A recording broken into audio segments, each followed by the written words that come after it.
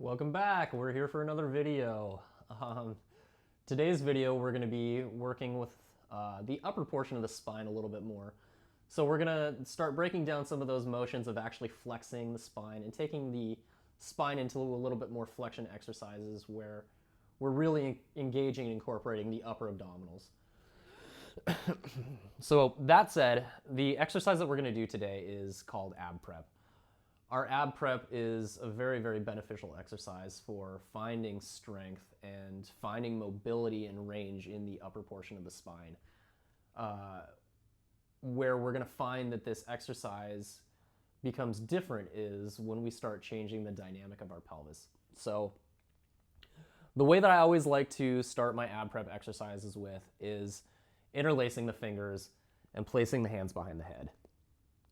This is very, very good for beginners and even people that need a little bit more control while rolling through this motion in flexion. The reason that we do this is because it's really good to cradle the head and take some of that weight off of the neck so that we're not straining to hold our head up by just using our neck muscles, because a lot of times those guys are already a little bit tight in the body. So giving ourselves a little bit of support is actually very, very beneficial and very helpful. And when we do this, especially when we take the elbows up towards the ceiling, we get the opportunity to start incorporating some of the lower muscles in the armpit area. So those guys actually act to help flex us up as well. So we get a really good chance to incorporate those guys. If our elbows are wide and out to the sides, we don't quite get that engagement from those muscles to come in and assist us into our flexions. So that's why it's important to have our elbows pointed up nice and tall towards the sky. So this is our starting position. We've got our fingers interlaced, hands behind our head, elbows pointing up towards the ceiling.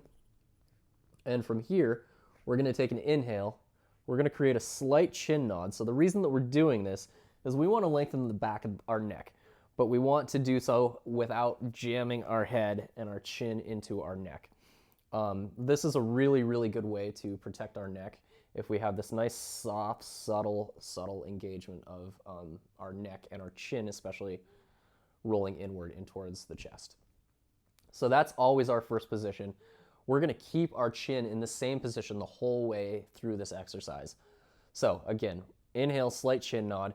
We're going to exhale. First, connect those rib cages like we talked about in our breathing exercise. Our pelvis is in our neutral position. So we want that lower spine curve.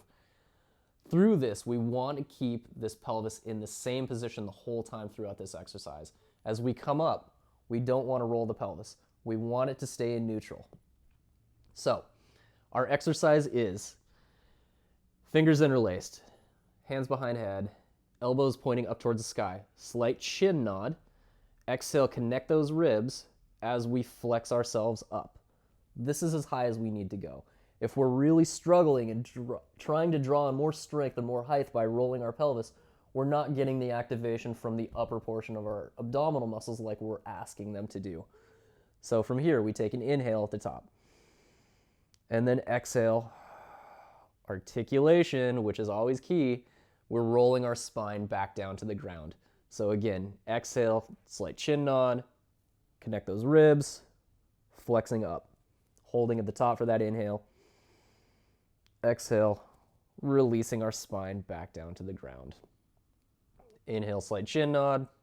Exhale, flexing ourselves up. Feeling those rib cages start to fold and slide down the body a little bit more. Inhale, releasing ourselves back.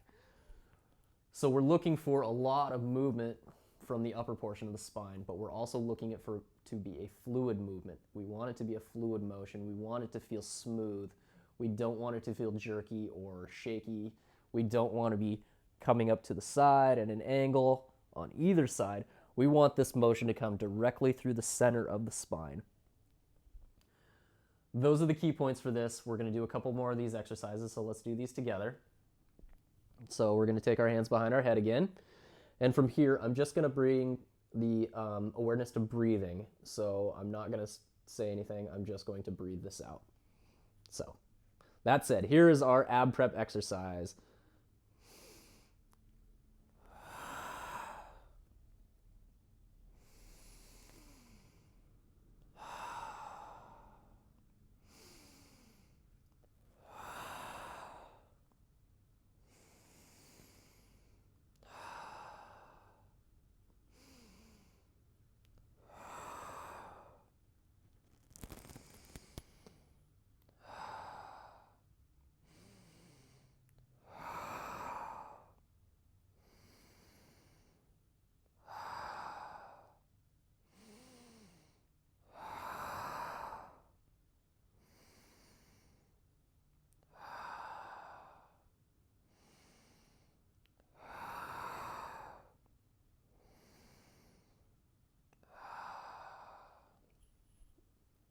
That is our ab prep exercise. This has been done with a completely neutral spine. There was no movement of the pelvis. So we had that lower body curve. We feel when we do this exercise, our rib cage is actually sort of sliding downwards. So think of it just sort of moving and shifting downwards. It's not actually flexing or curling, it's shifting. So now for our ab prep, we're going to roll our pelvis into our imprinted position. We're going to do this exercise with our pelvis in imprint the whole time. So we want to take away that lower spine curve, that lower back curve. We want to have a nice engagement through our abdominal muscles, feeling our lower back coming to contact with that floor. Keeping the pelvis in our imprint position the whole time through this exercise, so as we flex up and then release back down, we're not rolling that pelvis back out to neutral. It's staying in imprint the whole time. Things that we're going to find from keeping our pelvis in this imprinted position is that we're actually going to start flexing the spine a little bit more, especially the lower spine. We're going to take it through a little bit more movement, and we're actually going to start folding the spine just a little bit more. We're also going to notice that we're finding the ability to get up a little bit higher through this movement, and this is a really cool thing about the dynamics of the body and how the different positions of the pelvis change how we move. So we're going to get into that a little bit later into a different video down the line, but for now, I just want you to focus on how the body moves just a little bit differently by keeping this pelvis into this imprinted position. And from here, we're going to start our exercises. So same things as before, interlacing those fingers, hands go behind the head. We always start with our inhale, slight chin nod, lengthening the back of the neck. Exhale, we're connecting those ribs and flexing up. Keeping that pelvis in imprint, we inhale at the top, and then we exhale. Release the spine back down to the ground. Again, inhale, slight chin nod. Exhale as we connect those ribs. We flex ourselves up, take our inhale at the top, and then exhale. Releasing the spine back down to the ground. Still looking for that articulation, still looking for that fluid movement and fluid motion. Let's go ahead and start doing our exercises. I'm going to do these by just moving through this exercise with you with just my breath again. So, interlace fingers, hands behind head, elbows pointing up to the ceilings.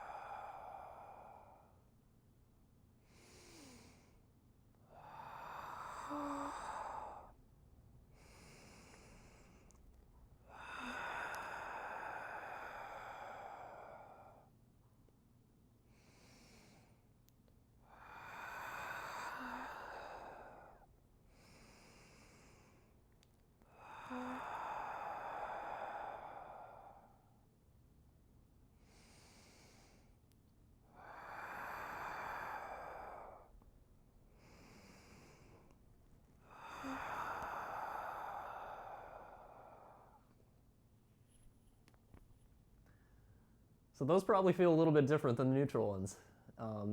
If you're feeling that, that's great. I love that because you're probably starting to feel that the body has so many different things that can really affect its movement, and the pelvis is one of the biggest things. And those two exercises are really, really key to understanding that within the brain. So our key reflections on this exercise today is changing the pelvis really, really changes the dynamic of the way that we move the spine. We're also still looking for that same articulation. We always want that fluidity to come into any kind of movement that we want.